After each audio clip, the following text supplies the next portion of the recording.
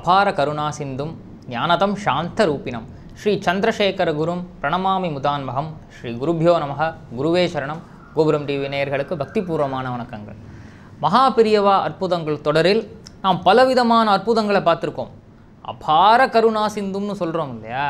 எவ்வளவு கருணை மிக்கவர் அவர், எவ்வளவு தாய் உள்ளத்தோடு எத்தனை பக்தர்களுக்கு எந்த வகையிலாவது அவர் கருணை புரியலாமான்னு பார்த்துட்டு இருப்பாராம். அபார கருணா சிந்தும், அவ்வளவு கருணை மிக்கவர் அவர். இன்று நாம் காணவிருக்கும் அந்த ஒரு எபிசோட் எத்தகையதுன்னா, எவ்வளவு தூரமாக இருந்தாலும் சரி, நாம் உளமாற பிரார்த்தனை பண்ணிட்டோம்னா எங்கே இருந்தாலும் அந்த மகான் கேட்டு ஒன்று அவர் வருவார், இல்லை நம்மளை வர வைப்பார் என்பதை உணர்த்தும் ஒரு அற்புதம் இது. பாருங்கள், பார்க்கலாம். சென்னையில் திருவான்மியூர். இந்த திருவான்மியூரில் சொந்தக்காரர்களுடைய இல்லத்தில் வசித்து வந்தவர் பாலச்சந்தர் என்ற ஒரு இளைஞர். இது ஒரு 40 ஆண்டுகளுக்கும் 50 ஆண்டுகளுக்கும் முன்னால் நடந்த ஒரு அற்புதம். இந்த பாலச்சந்தர் தமிழகத்தில் ஒரு குக்கிராமத்தை சேர்ந்தவருங்க. தாய், தந்தை, தங்கை இந்த 3 பேரை விட்டுட்டு தன் தங்கையை நல்ல இடத்துல கரை சேர்க்கணுமேங்கிறதுக்காக சென்னைக்கு வந்து தன்னுடைய சொந்தக்காரருடைய வீட்டில் ஒரு ஒன்று கொடுத்தணும்னு சொல்லுவோம் இல்லையா, அப்படி அவர்களோடு ஒன்று சேர்ந்து அவர்கள் என்ன தருகிறார்களோ அதை உட்கொண்டு அந்த இடத்தில் தங்கி சென்னையில் பணிபுரிந்து வருபவர். ஒரு மிக மிக குறைந்த சம்பளத்திற்கு பணிபுரிகிறார். அதிலும் அவருக்கு என்ன வருமானம் வருகிறதோ அதை அப்படியே சேர்த்து தன்னுடைய தாய் தந்தைக்கு கொடுத்துருவாராம். ஊருக்கு இதை சேர்த்து வச்சுக்கோங்கோ, தங்கைக்கு கல்யாணம் பண்ணணும்னு அப்படி கொடுப்பாராம். அவ்வளவு பிரியம், அவ்வளவு ஒரு அன்பு தன் குடும்பத்தின் மேல் எல்லாருக்குமே இருக்கும் இல்லையா? ஆக ஒரு பொறுப்பான மகனாக, பொறுப்புள்ள அண்ணனாக அவர் இருந்து வருகிறார். ஆனால் அவருக்கு என்ன கஷ்டம்? தான் சம்பாதிக்கிறதே மிக மிக குறைவு, அதையும் தன்னுடைய வீட்டிற்கு அனுப்ப வேண்டும். மிகப்பெரிய பொறுப்பெல்லாம் அவருக்கு இருக்குது. அப்போது அவரால் சென்னையை சுற்றி பார்க்க முடியுமா? முடியாது. அதற்கே தனக்கு வருமானம் போதாது. அப்போது இவர் எங்கேருந்து காஞ்சிபுரம் சென்று மகா பெரியவாளை தரிசிக்கிறது? இவர் மிக மிக சின்ன வயசாக இருக்கும் பொழுது மகா பெரியவர் இவருடைய ஊர் பக்கம் விஜயம் செய்த பொழுது எங்கோ ஒரு முறை பார்த்த அந்த ஞாபகம் இருக்குது. அது 20 வருஷம் கூட ஆகியிருக்கலாம். ஆனால் அதன் பிறகு சுவாமிகளை தரிசிக்கும் பாக்கியம் கிடைக்கவே இல்லையே. அப்பப்போ நினச்சிப்பார், பெரியவாளை பார்க்க முடியல, தரிசிக்க முடியல, பெரியவாளுக்கு தெரியும் நம்ம கஷ்டம்னு அப்படியே நினச்சிண்டு உத்தியோகம் வீடு, உத்தியோகம் வீடு, இப்படியே அவருடைய வாழ்க்கை இருந்துன்று. ஒரு நாள் அந்த வார இதழ் வரும் இல்லையா, இந்த விகடனில், அது மாதிரி வந்த ஒரு வார இதழ் அப்படி திறந்து பார்த்தா அதில் மகா சுவாமிகளை பற்றி, அவருடைய அருமை பெருமைகளை பற்றி, அவருடைய யாத்திரைகளை பற்றி, அவர் எவ்வளவு அற்புதங்களை நிகழ்த்துகிறார் என்பதை பற்றியெல்லாம் போட்டிருக்கு.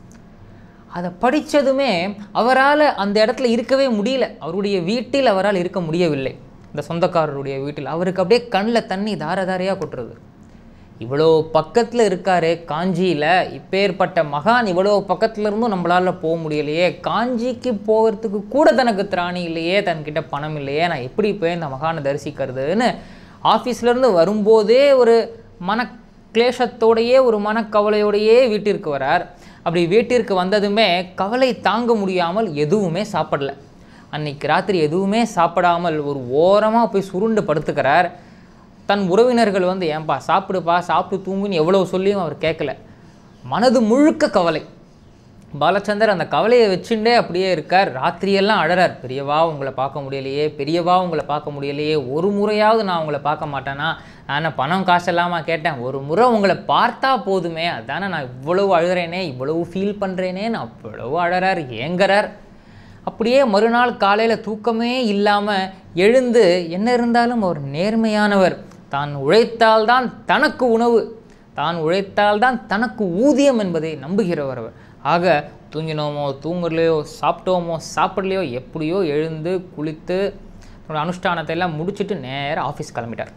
அப்படி ஆஃபீஸ் போகிற வழியில் ஆஃபீஸ் கீழே இருக்கிற செக்யூரிட்டி, தன்னுடன் பணி புரிபவர்கள் எல்லாருமே அவரை பார்த்து கேட்குறாங்க, ஏன்பா முகமெல்லாம் வீங்கியிருக்கு, ராத்திரியெல்லாம் ஏதாவது உடம்பு முடியலையா, இல்லை அழுதியா, என்ன ஆச்சு, கண்ணெல்லாம் அப்படி சவந்திருக்கேன்னு கேட்டால் எதுவுமே பேசலை. மகா சுவாமிகளை தரிசிக்க முடியலையேன்னு அவருக்கு ஒரு கஷ்டம். ஆனால் இதை போய் யார்கிட்ட சொல்ல முடியும்? எல்லார்கிட்டையும் சொல்ல முடியாதே. தான் சொல்வதை யார் கேட்டு உணர்ந்து கொள்வார்களோ, நம்முடைய கஷ்டத்தை புரிந்து கொள்வார்களோ அவள்கிட்ட தானே போய் சொல்ல முடியும். இப்போ யார்கிட்ட சொல்கிறதுன்னு யோசிச்சுட்டு இருக்கும்பொழுது தன்னுடைய மிக நெருங்கிய நண்பர் ஒருத்தர் வரார். ஆக நம்முடைய கஷ்டத்தை நாம் ஒருத்தரிடத்தில் அப்படி மனம் திறந்து சொல்லும் பொழுது, நாம் யாரை நம்புகிறோமோ அவள்கிட்ட சொல்லும் பொழுது அந்த மகானே ஏதோ ஒரு ரூபத்தில் அதை கேட்கிறார். அது எவ்வளவு பெரிய கஷ்டமாக இருந்தாலும் சரி இல்லையா? ஆக தன் நண்பரை அழைச்சிட்டு தன் அருகில் அமர்த்தி வச்சுட்டு இது மாதிரி சொல்கிறார். சின்ன வயசில் மகாபிரியவாளை பார்த்த ஞாபகம் இருக்குது. அதுக்கப்புறம் பக்கத்துலேயே காஞ்சி இருக்குது. ஆனால் அந்த காஞ்சிபுரத்துக்கு போய் பெரியவாளை தரிசனம் பண்ணுற பாக்கியம் எனக்கு கிடைக்கலையே, எங்கள் ஆற்றுல யாருக்குமே கிடைக்கலையே. எல்லாருமே அந்த மகானுக்கு போய் என்னென்னமோ கொடுத்து ஏதேதோ சமர்ப்பணம்லாம் பண்ணிட்டு வராளே, என்னால் தூரத்தில் இருந்து கூட பார்க்க முடியலையே, பஸ்ஸுக்கு கூட என்கிட்ட பைசா இல்லையேன்னு ரொம்ப அழுகையாக வர்றதுப்பா அப்படின்னு சொல்லும்பொழுது, நீ கவலைப்படாத, உன்னுடைய கஷ்டம் மகாபிரியவாளுக்கு தெரியும், அவர் உன்னை பார்த்துப்பார் அப்படின்னு சொல்லிட்டு அந்த நண்பரும் தன்னுடைய இருப்பிடத்திற்கு போய் அமர்ந்துடுறார். இப்படியே கொஞ்சம் நாழி ஆறுது. அன்று வழக்கமாக நேரத்திற்கு வரும் மேனேஜர் சற்று தாமதமாக ஆஃபீஸுக்கு வரார். கொஞ்சம் லேட்டாக அப்படி ஆஃபீஸ் வரார். வந்தவர் பரபரப்பாக வரார். வாசல்லேருந்தே கிடுகிடுன்னு அந்த மேனேஜர் அப்படி தன்னுடைய அறைக்கு செல்ல இருந்தவர் இவருடைய சீட்டை கிராஸ் பண்ணி போகும்போது கொஞ்சம் நின்று, பாலச்சந்தர் கொஞ்சம் ரூமுக்கு வரையா அப்படின்னு சொல்லிட்டு ரூமுக்கு போயிட்டார். என்னாச்சு திடீர்னு இவ்வளவு பரபரப்பாக மேனேஜர் வராரே, நம்மளை கூப்பிட்றாருன்னு இவரும் பின்னாடியே அப்படி அறைக்கு சென்றால், இங்கே பாருப்பா, காஞ்சி மகாபெரியவரை பற்றி நமக்கு தெரியுமா அப்படின்னு கேட்டாராம். இவருக்கு ஒரே ஆச்சரியம் தாங்க முடியல. ராத்திரி முழுக்க அவரை பற்றி நினச்சிட்டு இருந்தோம், இப்போ நம்மள்கிட்ட வந்து அவரை தெரியுமான்னு கேட்குறாளே அப்படின்னு கேட்டுட்டு இருக்கும் பொழுது, நினச்சின்னு இருக்கும் பொழுது, இங்கே பாரு காஞ்சி மகாபெரியவா தெரியும்ல? தெரியும் சார், நான் கேள்விப்பட்டிருக்கேன். அவர் இப்போ மகாகாவில் இருக்கார், தமிழ்நாட்டில் இல்லை, சரியா? இப்போது நான் வந்து ஃபஸ்ட் கிளாஸ் டிக்கெட்டு போட்டு அவரை போய் பார்க்கலாம்னு பிளான் பண்ணியிருந்தேன். ஆனால் ஒரு அர்ஜென்ட்டான மீட்டிங் எனக்கு வந்துடுது, அதனால் இப்போ என்னால் போக முடியாது. அந்த டிக்கெட்டை நான் வேஸ்ட் பண்ண விரும்பலை, என்னுடைய சார்பில் நீ போயிட்டு வரையா அப்படின்னு ஒரு கேள்வி கேட்டதுமே இவர் மெய் சிலிர்த்து போயிட்டார். பெரியவா உங்களை பார்க்க முடியலையே, பெரியவா உங்களை தரிசிக்க முடியலையேன்னு ஏங்கின்னு இருந்தவருக்கு அந்த மகான் கொடுத்த வாய்ப்பு எத்தகையதுன்னு பார்த்துட்டோம்னா ஃபஸ்ட் கிளாஸ் டிக்கெட்டில் பயணம் செய்யணும். இப்போது இந்த ஆனந்தம் அவருக்கு இருந்தாலுமே இந்த டிக்கெட்டுக்கான பைசாவை மேனேஜர் கேட்டார்னா நான் எப்படி கொடுக்கறது? ஏன்னா இது ஒரு அலுவலகம் மூலமாக ஏற்பட்ட ஒரு பயணம் கிடையாது, அஃபீஷியல் ட்ரிப் இது கிடையாது இல்லையா? அப்போ அதுக்கான பைசா கொடுக்கணுமேன்னு யோசிச்சுட்டே இருக்கார். அதுக்குள்ளே அந்த மேனேஜரே சொல்கிறார், இங்கே பாருப்பா, நீ டிக்கெட் ஃபேர்லாம் என்கிட்ட ஒன்று கொடுக்க வேண்டாம். இப்போ இன்னமும் ஆச்சரியம் அவருக்கு. அடுத்து இது இவரோட டிக்கெட் ஆச்சு, நேம் வெரிஃபை பண்ணுவாளேன்னு யோசிக்கிறதுக்குள்ளே என்னோடய டிக்கெட்டை நான் உன் பேருக்கு ட்ரான்ஸ்ஃபர் பண்ணுறதுக்கு நான் ரயில்வேஸ்ட்டை சொல்லிட்டேன், எப்படியும் டிக்கெட் உன் பேருக்கு மாறிடும், நீ போவையான்னு மட்டும் என்கிட்ட சொல்லு அப்படின்னு கேட்டோடனே அவருக்கு ஆனந்தம் தாங்கலை. பெரியவாளை பார்க்க போகிறதுனா சும்மாவா, நிச்சயமாக போகிறேன் சார்னு சொல்லி அன்று தன் அலுவல் பணிகளெல்லாம் முடிச்சுண்டு மறுபடியும் திருவான்மியூர் வந்து மகாகாவு போனோமே. ஆனால் இப்போது போனோம் சரி, ட்ரெயின் டிக்கெட்டு போகிறதுக்கு மேனேஜர் எப்படியோ கொடுத்துட்டார், இலவசமாக போயிடுறோம். ஆனால் அங்கேருந்து எப்படி நான் பெரியவாளை பார்க்க போகிறது, அது எப்படி போகிறது, என்ன பாஷை கூட நமக்கு தெரியாது. பஸ்ஸில் போனோமா, டாக்ஸியில் போனோமா, குதிரை வண்டியில் போனோமா, மாட்டு வண்டியில் போனோமா, என்ன பண்ணுறது? அதுக்கெல்லாம் பைசா தேவைப்படும் இல்லையா? அப்படியே எப்படியோ போய் மகானை தரிசனம் பண்ணிட்டு வந்தாலுமே, மகானை சேவிச்சுட்டு வந்தாலுமே திருப்பி ரயிலில் வரணுமே. அந்த ரயில் பயணத்திற்கெல்லாம் பணம் தேவைப்படுமே, என்ன பண்ணலாம்னு யோசிச்சுட்டு இருக்கும்பொழுது முதல்ல ஒரு ஆத்ம நண்பர்கிட்ட ரொம்ப மனம் வெதும்பி புலம்பினார் இல்லையா? அவர் அழைச்சிட்டு, ஏன்பா இது மாதிரி என்ன மேனேஜர் மகாகாவை போய் பெரியவாளை பார்த்துட்டு வர சொல்லியிருக்கா அப்படின்னு சொன்னதுமே, நான் சொன்னேன் பார்த்தியா உன் கஷ்டம் பெரியவாளுக்கு தெரியும்னு, அவரே கூப்பிட்டுருக்கார், கண்டிப்பாக போயிட்டு வா. சரிப்பா போயிட்டு வரேன், என்கிட்ட பணம் இல்லையே, ஏதாவது தேவைப்படுமே, நீ ஒரு 100 ரூபா எனக்கு தரையா, நீ கொடுத்தனா நான் உனக்கு மாதம் 10 ரூபாயாக கொடுத்து இந்த பணத்தை எப்படியோ உன்கிட்ட நான் திருப்பி கொடுத்துட்றேன் இப்படி சொல்லவும் அந்த நண்பரும் தன்னிடத்திலிருந்து ஒரு 100 ரூபா எடுத்து கொடுக்குறார். அன்று 100 ரூபாய் என்பது மிகப்பெரிய தொகை இல்லையா? அந்த பணத்தை அப்படி வாங்கிட்டு அதற்கு ஒரு ஒப்பந்தத்தையும் அவர்கிட்ட பேசிடுறார். மாதம் 10 ரூபா, ரைட்டு, ஓகே. இப்போ திரும்பி வந்து கிரகத்திற்கு வந்து எல்லாத்தையும் பேக் பண்ணிட்டு இங்கேருந்து ரயில் நிலையம் வந்து அப்படி ட்ரெயினில் ஏறி அப்படி போகிறார். அங்கே போனால் ஃபஸ்ட் கிளாஸ் டிக்கெட்டில் ஜம்முன்னு அருமையான ஒரு ஏற்பாடு, அதில் ஜம்முன்னு போய் இறங்குறார், எந்த அசதியும் இல்லாமல். அப்படி இறங்கி பார்த்தா மகாகாவ் நகர் அப்படி காலியாக இருக்குது. எங்கேயோ போய் இறங்கிட்டோம், ஆனால் இங்கேருந்து எப்படி நாம் பெரியவாளை போய் பார்க்கறது, இந்த ஒரு மனக்கவலை இருந்துகிட்டே இருக்குது.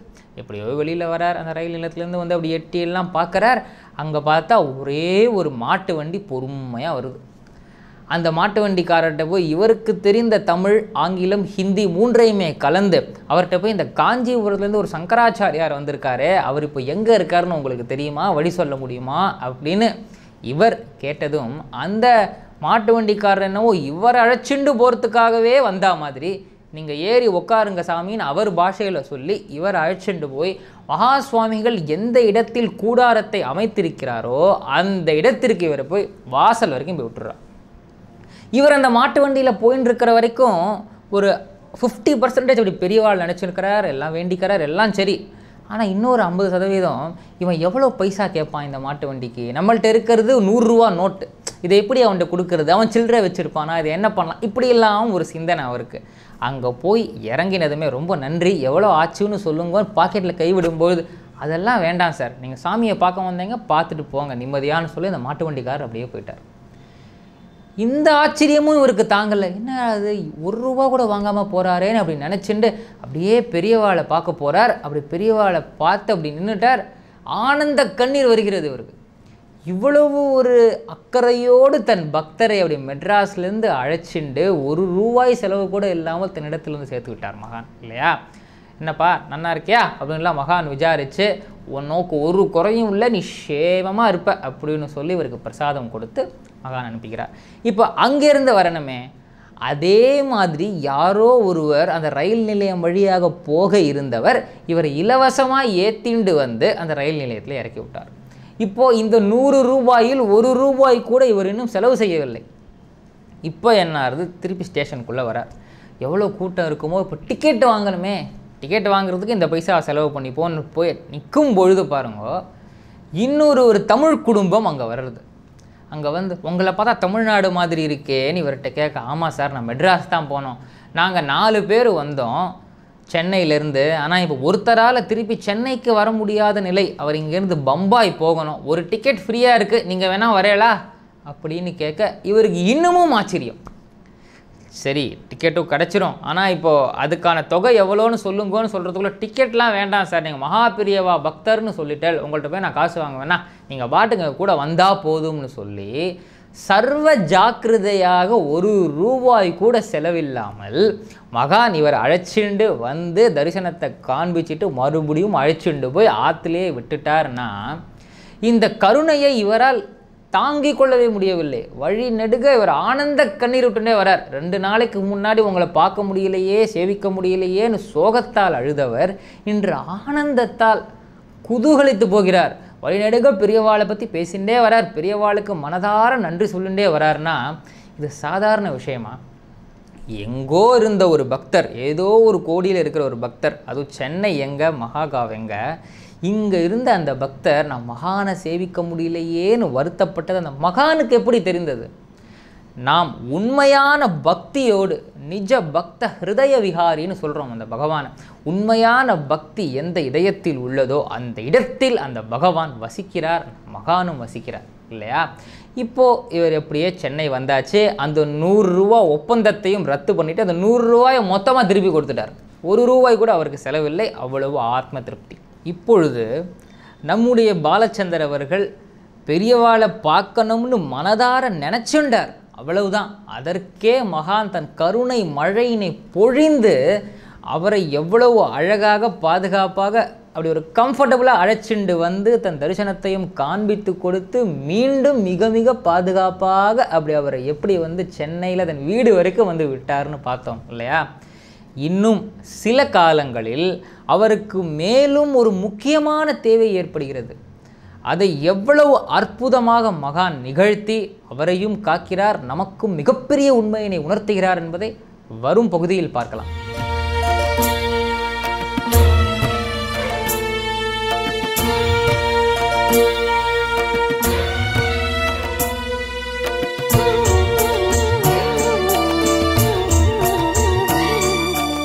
விதம் விதமான பக்தி நிகழ்ச்சிகளை உங்களுக்காக தந்து கொண்டிருக்கிறது உங்கள் கோபுரம் டிவி. உங்களுக்கு பிடித்த நிகழ்ச்சிகளை லைக் செய்யுங்கள், உங்களுக்கு பிடித்த மாணவர்களுக்கு ஷேர் செய்யுங்கள். மேலும் சப்ஸ்கிரைப் செய்வதோடு மட்டுமல்லாது அருகில் இருக்கும் பெல் பட்டனை கிளிக் செய்து கோபுரம் டிவி நிகழ்ச்சிகளை உடனுக்குடன் தெரிந்து கொள்ளுங்கள். மற்றும் ஒரு மகிழ்ச்சியான செய்தி, கோபுரம் டிவி ஆப்பை கூகுள் பிளே ஸ்டோரில் ஃப்ரீ டவுன்லோட் செய்து கோபுரம் டிவி நிகழ்ச்சிகளை தொடர்ந்து கண்டுகளியுங்கள். பாருங்கள், ரசியுங்கள், பரவசமடையுங்கள். gopuramtv.com. பக்திமயம்.